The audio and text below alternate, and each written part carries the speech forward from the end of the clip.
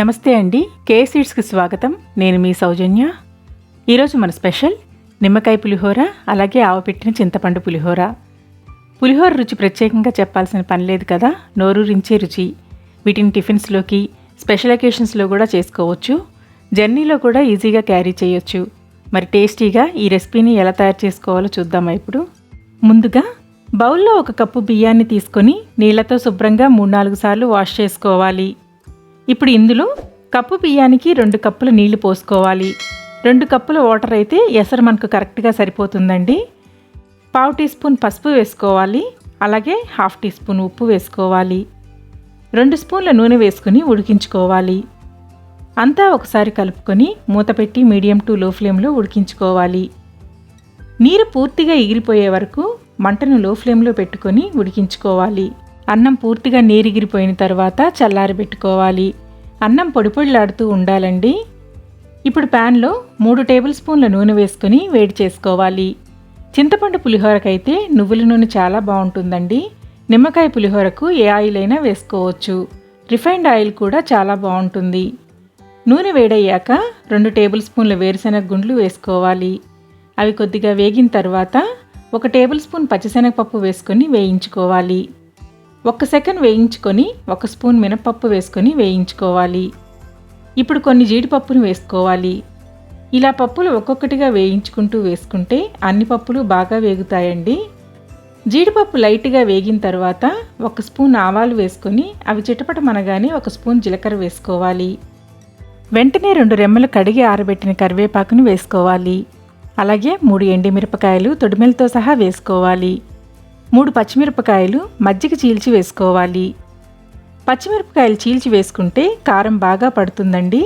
ఎండుమిరపకాయలు కూడా మధ్యకు తుంచి వేసుకోవచ్చు. కాయలుగా వేసుకుంటే చూడటానికి బాగుంటుంది అనుకుంటే ఈ విధంగా వేసుకోవచ్చు. లేదు లోపల విత్తనాలు కూడా వేగాలనుకుంటే తుంచి వేసుకోవాలి. కరివేపాకు క్రిస్పీగా వేగే వరకు వేయించుకొని స్టవ్ ఆఫ్ చేసుకోవాలి. మీకు ఇంగువ అలవాటు ఉంటే స్టవ్ ఆఫ్ చేసిన తర్వాత తాలింపులో చిటికెడు ఇంగువ వేసుకోండి. నేను చింతపండు పులిహోరలో ఇంగువ వేస్తాను కానీ నిమ్మకాయ పులిహోరలో వేయనండి. ఇప్పుడు ఈ తాలింపును చల్లారబెట్టుకున్న అన్నంలో వేసుకొని కలుపుకోవాలి. తాలింపు అంతా అన్నానికి పట్టేలాగా కలుపుకోవాలి. చివరిగా నిమ్మరసాన్ని వేసుకోవాలండి. పెద్ద కాయలైతే 2 వేసుకుంటే సరిపోతుంది. చిన్నవైతే 3 కాయలైతే పులుపు కరెక్ట్గా సరిపోతుంది. కొంతమంది నిమ్మరసాన్ని తాలింపులో వేసుకుంటారు. అలా వేస్తే ఒక్కోసారి వేడికి చేదొస్తుంది. తాలింపులో వేసుకోవాలనుకుంటే తాలింపు వేగిన తర్వాత స్టవ్ ఆఫ్ చేసుకొని కొద్దిగా చల్లారిన తర్వాత మాత్రమే యాడ్ చేసుకోవాలి. ఇలా అన్నంలో వేసుకుంటే ఏ డౌట్ లేకుండా చేదు రాకుండా ఉంటుంది.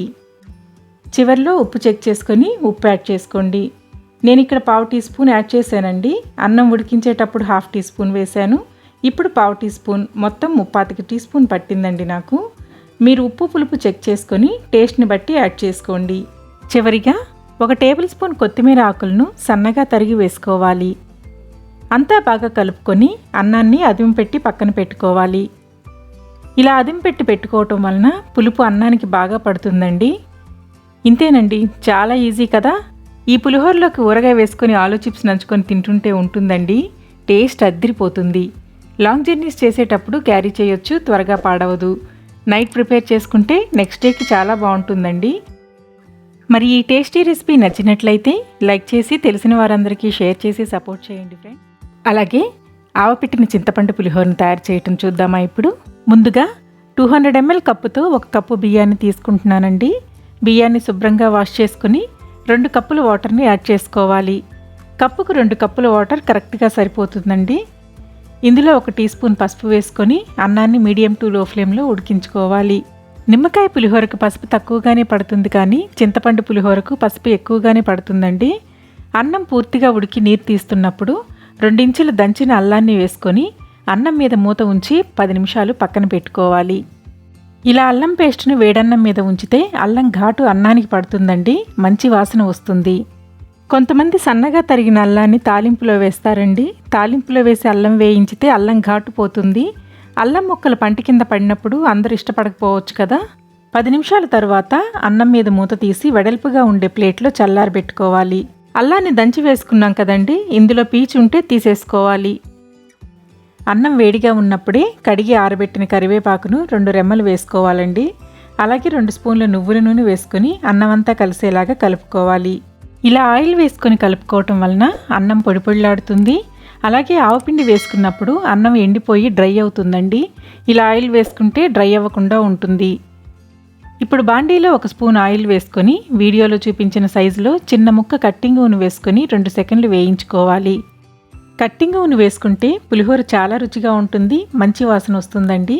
వేయించిన ఇంగువను పక్కకు తీసుకొని ఇందులో 3 తుంచిన ఎండుమిరపకాయలను వేసుకొని క్రిస్పీగా వచ్చే వరకు వేయించుకోవాలి. ఎండుమిరపకాయలు వేగిన తర్వాత ప్లేట్లోకి తీసుకోవాలి. ఇలా ఎండుమిరపకాయలను వేయించుకొని పొడి చేసుకొని వేసుకుంటే పులిహోర చాలా టేస్టీగా ఉంటుందండి. కొంతమంది ఎండుమిరపకాయలను వేయించకుండా డైరెక్ట్గానే పొడి చేసి కలుపుతారండి, ఆ టేస్ట్ కూడా బాగుంటుంది. ఇప్పుడు బాండీలో 4 టీ స్పూన్ల ఆయిల్ వేసుకొని వేడి చేసుకోవాలి. ఈ పులిహోరకు ఆయిల్ ఎక్కువగానే పడుతుందండి, నాకు మొత్తం 50 ml ఆయిల్ పట్టింది. ఆయిల్ వేడయ్యాక 2 టేబుల్ స్పూన్ల వేరుశనగ గుండ్లు వేసుకోవాలి. అవి కొద్దిగా వేగిన తర్వాత 1 టేబుల్ స్పూన్ పచ్చిశనగపప్పు వేసుకొని వేయించుకోవాలి. 1 సెకండ్ వేయించుకొని 1 స్పూన్ మినపప్పు వేసుకొని వేయించుకోవాలి.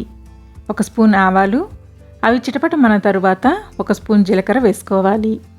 కొన్ని జీడిపప్పు కూడా వేసుకొని కొద్దిగా వేగిన తర్వాత 4 పచ్చిమిరపకాయలు చీల్చి వేసుకోవాలి. అలాగే 4 ఎండుమిరపకాయలు, 1 రెమ్మ కరివేపాకు వేసుకొని పప్పులు మాడిపోకుండా కరివేపాకు క్రిస్పీగా అయ్యే వరకు వేయించుకోవాలి. ఇప్పుడు ఈ తాలింపును అన్నంలో వేసుకొని కలుపుకోవాలి. ఇప్పుడు అదే బాండీలో మిగిలిన ఆయిల్ వేసుకొని వేడి చేసుకోవాలి. ఆయిల్ వేడయ్యాక 40 గ్రాముల చింతపండు గుజ్జు వేసుకొని పులుసు చేసుకోవాలి. అలాగే 1 టేబుల్ స్పూన్ కళ్ళుప్పు వేసుకోవాలండి. ఈ పులిహోరకు 1 టేబుల్ స్పూన్ కళ్ళుప్పు సరిపోతుంది. 1/2 కేజీ బియ్యానికి 50 గ్రాముల చింతపండు పులుసు కరెక్ట్గా సరిపోతుందండి. నేను ఇక్కడ 200 గ్రామ్స్ బియ్యంతో చేస్తున్నాను కాబట్టి 40 గ్రాముల చింతపండు రసాన్ని తీసుకున్నాను. చింతపండు గుజ్జును స్ట్రైనర్తో వడకట్టుకుంటే అందులో ఉండే డస్టు తొలకలు రాకుండా ఉంటాయి. చింతపండు రసం నీరంతా ఇంకిపోయి ఆయిల్ పైకి తేలే వరకు ఉడికించుకోవాలి. చిక్కగా ఆయిల్ పైకి తేలే వరకు ఉడికించుకున్న తర్వాత చిన్న ముక్క తురిమిన బెల్లాన్ని వేసుకొని కలుపుకోవాలి.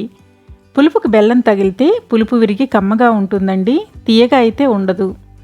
ఇలా పులుసు చిక్కబడ్డాక స్టవ్ ఆఫ్ చేసుకొని ఇప్పుడు మనం ముందుగా వేయించుకున్న ఎండుమిరపకాయలను మిక్సీలో వేసుకోవాలి. అలాగే వేయించిన ఇంగువను వేసుకోవాలి. 1 స్పూన్ పచ్చి ఆవాలను వేసుకొని అవి చేదు రాకుండా ఉండటం కోసం కొద్దిగా ఉప్పు వేసుకోవాలి. ఇప్పుడు ఈ ఇంగ్రీడియంట్స్ అన్నీ గ్రైండ్ చేసుకోవాలి.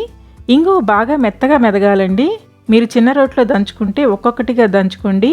మిక్సీ వేస్తున్నాను కాబట్టి అన్నీ కలిపి వేస్తున్నాను.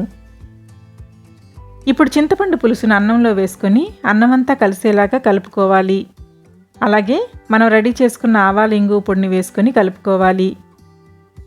ఈ కట్టింగువ ఆవపొడి వల్లనే ప్రసాదం పులిహోరకు మంచి వాసన, ప్రత్యేకమైన రుచి వస్తుందండి. కట్టింగువ కాకుండా పొడింగువ వేసుకోవాలనుకుంటే తాలింపు వేసేటప్పుడు స్టవ్ ఆఫ్ చేశాక తాలింపులో కొద్దిగా ఇంగువ వేసుకోండి. కానీ ప్రసాదానికి చేసేటప్పుడు మాత్రం పులిహోరలో కట్టింగువ వేసుకుంటేనే పులిహోర పర్ఫెక్ట్గా వస్తుంది. ఆవపిండి వేసుకోవటం వలన మంచి రుచి వస్తుందండి. ఆవపిండి వేసుకునేటప్పుడు అన్నం పులుసు పూర్తిగా చల్లారిన తర్వాత మాత్రమే వేసుకోవాలి. వేడి మీద వేసుకుంటే చేదొస్తుంది. ఇలా ఎండుమిరపకాయలు వేయించి పొడి చేసి వేసుకుంటే పులిహోర చాలా రుచిగా ఉంటుందండి. అన్నీ కలిసేలాగా అంతా బాగా కలుపుకొని తర్వాత అన్నాన్ని అదింపెట్టి పెట్టుకోవాలి. 1.5 గంటల సేపు పక్కన పెట్టుకోవాలండి. అప్పుడే పులుపు, ఆవపిండి, ఇంగువ అంతా అన్నానికి పట్టి పులిహోర కమ్మగా ఉంటుంది. ఆవపెట్టిన పులిహోర మార్నింగ్ చేసుకుంటే రాత్రికి, రాత్రి చేసుకుంటే మరుసటి రోజుకి రుచి పెరుగుతుందండి. ఇంతేనండి, పర్ఫెక్ట్గా ఆంధ్ర స్టైల్లో ప్రసాద పులిహోర రెడీ అయ్యింది. ఈ రెసిపీ మీకు నచ్చినట్లయితే ట్రై చేసి కామెంట్ ద్వారా మీ అభిప్రాయాన్ని తెలియచేయండి. లైక్ చేసి తెలిసిన వాళ్ళందరికీ షేర్ చేసి సపోర్ట్ చేయండి ఫ్రెండ్స్. ఇంకా సబ్స్క్రైబ్ చేయకపోతే ప్లీజ్ సబ్స్క్రైబ్ చేసి పక్కన ఉన్న బెల్ని ప్రెస్ చేసి ఆల్ని సెలెక్ట్ చేయండి. నేను పోస్ట్ చేసే ప్రతి వీడియో నోటిఫికేషన్ మీకు రెగ్యులర్గా వస్తుంది. Thank you for watching.